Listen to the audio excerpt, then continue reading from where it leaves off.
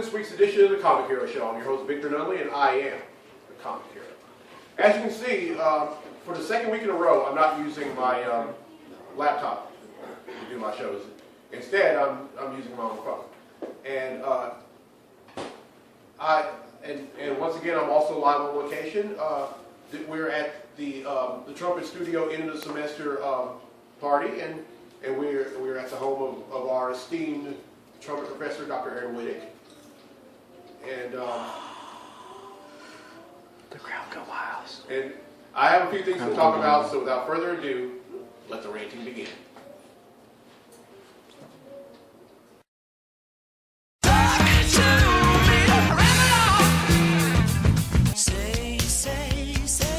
What you talking about, Willis? All right, the first thing I want to talk about is The Amazing Spider-Man 2. I just went to see it yesterday, and there are some things about it I like, and there are some things about it I really don't like. Like, for starters, I like that, I kind of like the direction of it, and also I really love the music. It was done by Hans Zimmer and the Magnificent Six.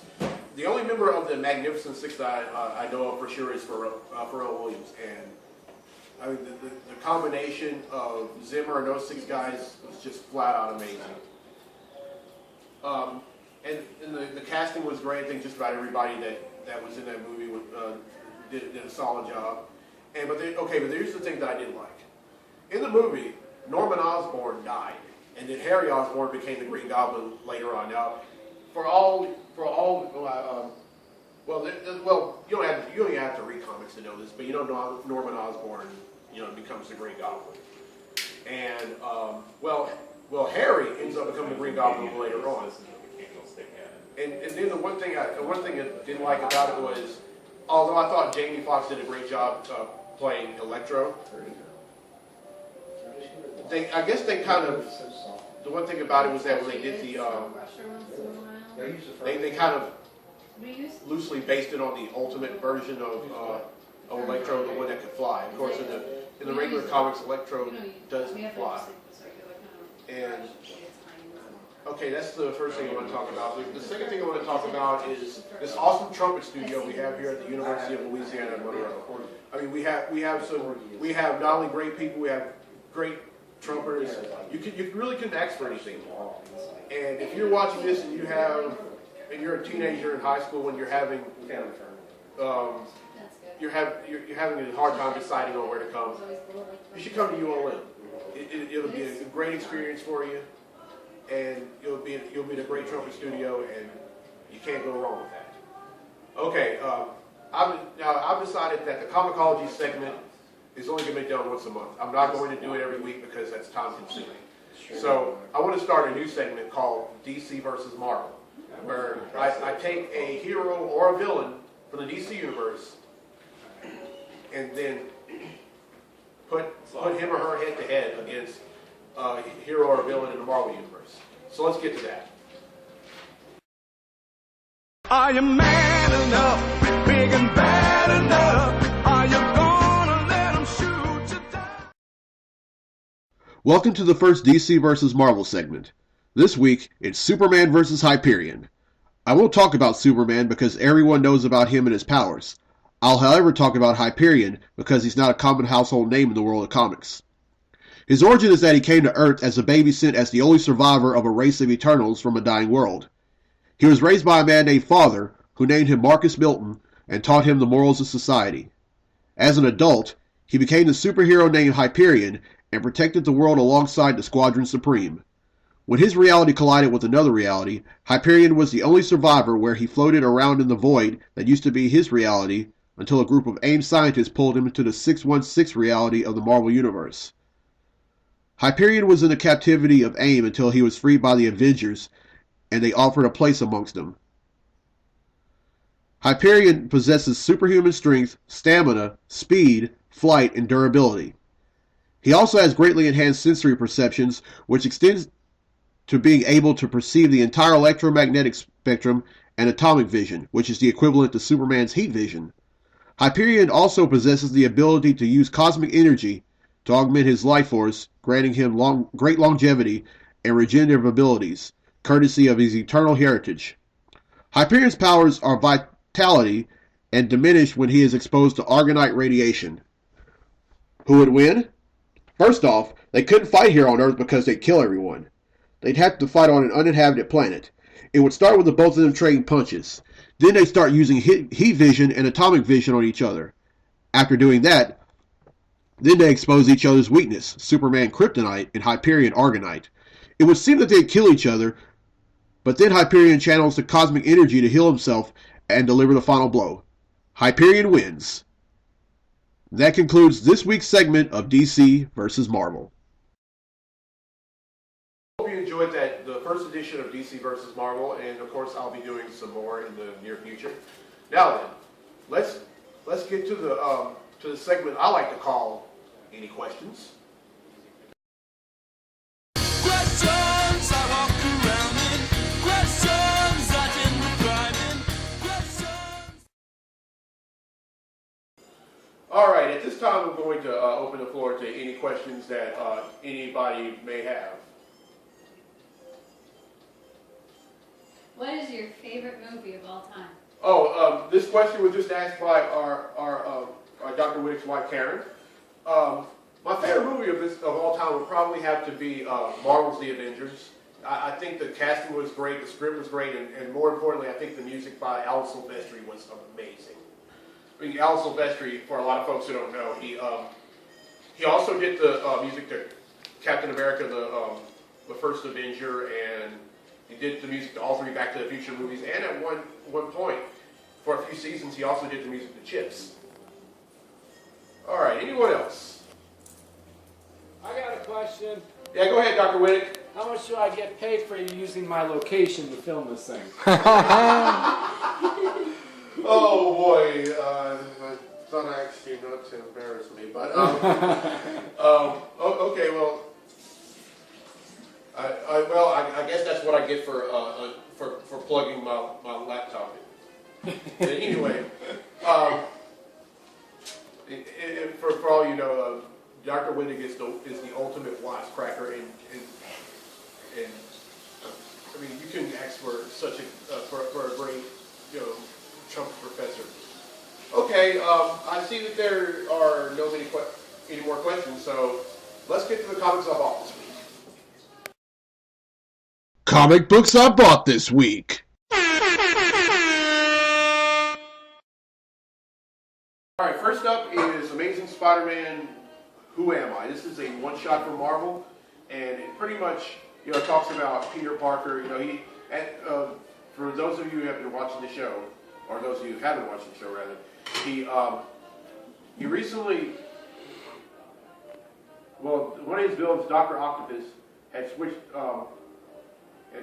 swapped minds with Spider-Man, and Peter had seemingly died, but somehow he, in a last-ditch effort before Dr. Octopus's body died, he somehow transferred his conscience back into his body, and it was a long and hard, and there was a series called the Superior Spider-Man, and during the series Otto Octavius is assuming the role of Peter Parker, and along the way, and he becomes a different Spider-Man, and he burns a lot of bridges along the way. But in this book, Peter Parker had just regained regained control of his own body, and now he's trying to mend all the bridges that got burned. As I said in last week's episode, the name of the book is Amazing Spider-Man, but as far as I'm concerned, it should be called My Name is Peter. For all you My Name is Earl fans, who would probably think that.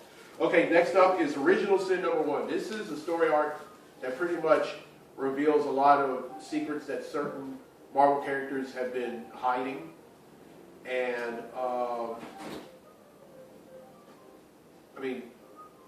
then on top of that, we also find out more secrets about the Watcher or the Watchers. We found out that there's more than one Watcher. All right, up next is Aquaman #29, and now Aquaman has been trying to he's found it very hard to resume the role of the king of the seven seas. And along the way, he's gone up against sea monsters, sea giants, people from warriors from Atlantis who were thought to have died. And when Aquaman thinks he's beaten it, just someone else comes and they're a lot stronger than before. All right, next up is Detective Comics number 31, and this is part 2 of the story arc called Icarus. Now, I found out what Icarus is. Icarus is some kind of drug that a lot of teenagers in Gotham City have been taking, and does it make them high? Yeah, it makes them high, but it also makes them very dangerous. And then in due time, you know, they take way too much of that stuff that then their bodies disintegrate and they die. Oh, that's depressing. Yeah, I know. Tell me about it. All right. Next up is the Amazing Spider-Man number 1.1. This is pretty much a cutting room floor issue of the current Amazing Spider-Man series. I mean, Peter is still trying to, like I said, trying to rebuild bridges that got burnt because he pretty much upset a lot of people. He has a love interest he doesn't really like. Well, Otto Octavius rather found a love interest, and when Peter finds out that he had a love interest, he's finding it a lot harder than he thought to break off the relationship, and many other things, including. Oh, and by the way, he's also dealing with being called Dr. Peter Parker, because during the Superior Spider-Man series, Otto Octavius had found out that Peter was only one semester short of earning his doctorate. So he goes back to college for a semester and he earns his doctorate. But Dr. Peter Parker, that's nothing to frown upon. To be honest, I'd be kind of thrilled. All right, next up is Green Lantern number 31. This is part 1 of the Uprising story arc, and this talks about a member of the Green Lantern Corps who it turns out to be a traitor, and like the Green Lantern Corps, like they haven't gone through enough already. I mean, so this guy called Relic, he comes on the planet Oa, and he destroys the central power battery, causing Oa to explode, and now they got to deal with this. All right, next up is Nova number 16. This Nova is not Richard Rider. His name is Sam Alexander. Oh, by the way, for all you fans of Ultimate Spider-Man, this is the Nova that was that's in this book is also on that series, and he's pretty much the son of a former Nova, and he's done it all. He's assisted the Avengers with some missions, and now he's gone up against a former Thor by the name of Beta Ray Bill, who, for all you don't know, is an Asgardian mutant horse. I know that sounds awful. Okay, and lastly, Teen Titans annual number 3. This takes place right about a few days after the last issue of Teen Titans, where they go up against the organization called Nowhere, who pretty much kidnaps superpowered teenagers and mold them to be, well, something they're not. Oh, and after this, I don't know if there's going to be another Teen Titans series, because that last issue of Teen Titans was the last one. Which is kind of odd, because, what's the DC universe without Teen Titans? And this is a different crew of Teen Titans. Of course, you have Superboy, you have Solstice, Skinner, Bunker, Red Robin, Wonder Girl, and Kid Flash. All right. That's 8 I bought this week, which brings my total to 6,211 comics.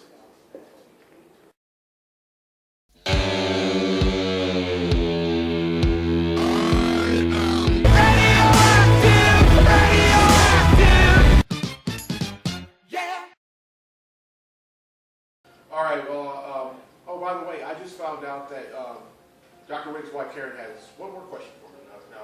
What's that question, please? Yeah, Victor, you said you had over 6,000 comics. Where do you store them all? That answer is classified. No, I'm just kidding. It's not classified. No, it's not. Some of them like the ones that the monthly books that I read, they, I keep them in my apartment. The other ones are, well, I keep them in storage. They were at my mom's house at a time, but then I kind of felt bad by moving out, but then leaving them there. I mean, it's not that I don't trust her. I mean, I trust my mom, but but the thing is, I think she gets sick and tired of me. We sick and tired of having to look at them every day, although they're in her closet though. All right, well, that's all the time I have for this episode. We had one of our members of two of our members of the ULM Trumpet Studio, Kyle McLean and Alex Heckela, who were just here a while back. Not a while ago. They just left. But if you're watching this, I will include y'all in the end credits because. Oh, and also, I also want to thank another member of the ULM Trumpet Studio, Bill Mitchell, for running camera for me. Yes, thanks, Bill. No problem. Yeah, we're Bill and I are two of the gray beards in the Trumpet Studio. All right. 2 of the 4. All right. That's all the time I have. I'm Victor Nolly. I'm the comic hero. Until next time, be safe, be blessed, be a hero.